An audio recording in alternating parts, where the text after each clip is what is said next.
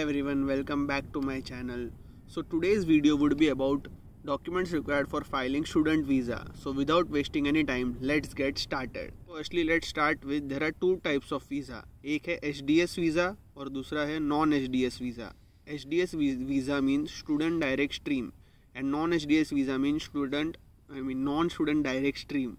सो एक इस HDS visa में डॉक्यूमेंट्स की जो रिक्वायरमेंट रहती है वो कम रहती है, फाइनेंशियल प्रूफ्स कम दिखाने पड़ते हैं और जो ऑल टुगेदर फास्ट प्रोसेस होता है.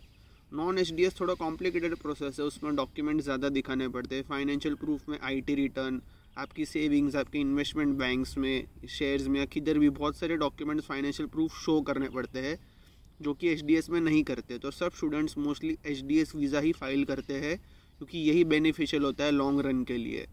तो आपको भी HDS वीज़ा ही फाइल करना है और ये जो डॉक्यूमेंट्स की मैं आपको आगे लिस्ट बताऊंगा वो HDS वीज़ा के लिए ही होगी. Let's start with educational documents. Educational documents में if you are going after graduation तो ग्रेजुएशन की सारी मार्कशीट्स इंक्लूडिंग ATKTs और सब ट्रांसक्रिप्ट भी चाहिए होते हैं. अभी कुछ कॉलेजेस मांगते हैं ट्रांसक्रिप्ट, कुछ कॉलेजेस सिर्फ कॉलेज की मार्कशीट्स पे एडमिशन दे देते हैं, बट ट्रांसक्रिप्ट निकाल के रखना सेफ साइड के लिए.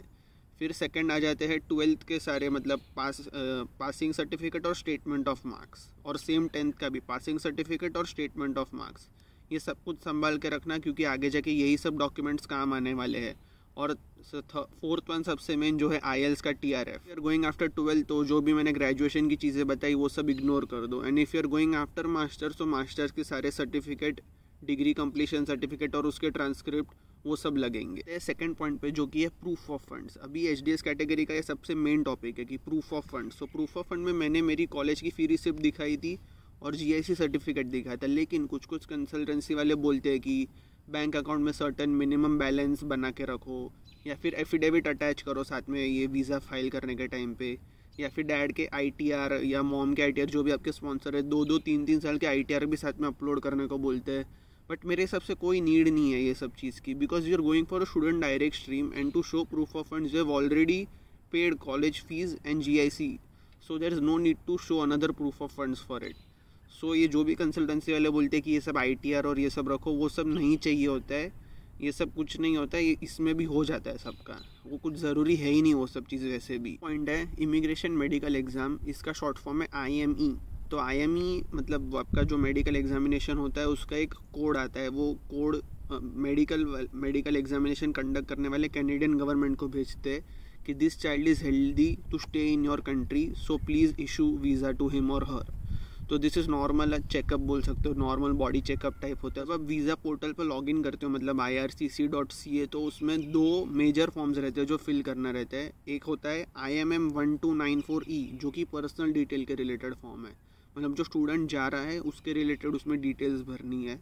और दूसरा जो फॉर्म है वो IMM 5707E that's related to your family too. उसमें फैमिली के रिलेटेड भी क्वेश्चंस होते हैं, मतलब what does your dad work, what does your mom do, ऐसे नॉर्मल से बेसिक्स क्वेश्चन होते हैं. तो ये दोनों फॉर्म भरने होते हैं. And after you fill all this forms and when you have ready all the documents with you, तो टोटल वीज़ा कॉस्ट फीस होता है 15,000 rupees. Next document is a valid passport, वो तो होगा ही आप सबके पास. फिर जो और एक डॉक्यूमेंट आ जाता है वो है कॉलेज का ऑफर लेटर, और एक डॉक्यूमेंट आता है SOP. इसके ऊपर पूरा वीज़ा डिपेंडेंट होता है. आपको SOP एकदम सही से लिखना है, उसमें क्लियर कट इन्फॉर्मेशन लिखी होनी चाहिए कि मतलब there are tips and tricks to write SOP that I am not discussing in this video, but SOP is very important document for this visa filing process. Then you need your resume के साथ साथ अगर आपने previous कोई work experience लिया हुआ है तो उसका आपके पास ऑफर लेटर होगा, कंप्लीशन लेटर होगा, एक्सपीरियंस लेटर. एक चीज़ जो आ जाती है वो है खुद का passport size photograph. Passport size photograph का मैं डायमेंशंस का एक स्क्रीनशॉट यहाँ पे ऐड कर दूंगा, उसके हिसाब से ही वो फ़ोटो होना चाहिए. दैट्स रिक्वायर्ड, मतलब उसका डिजिटल कॉपी होगा तो वो भी चलेगा. उसमें स्माइल नहीं करना है थोड़ा, वो खाली वीज़ा के लिए अपलोड करना होता है वो passport size photograph. That's it. यही सिंपल सी लिस्ट थी, यही सब डॉक्यूमेंट्स चाहिए बाकी के लिए कैनेडियन स्टूडेंट वीज़ा फाइल करने के लिए. Thank you so much for watching this video.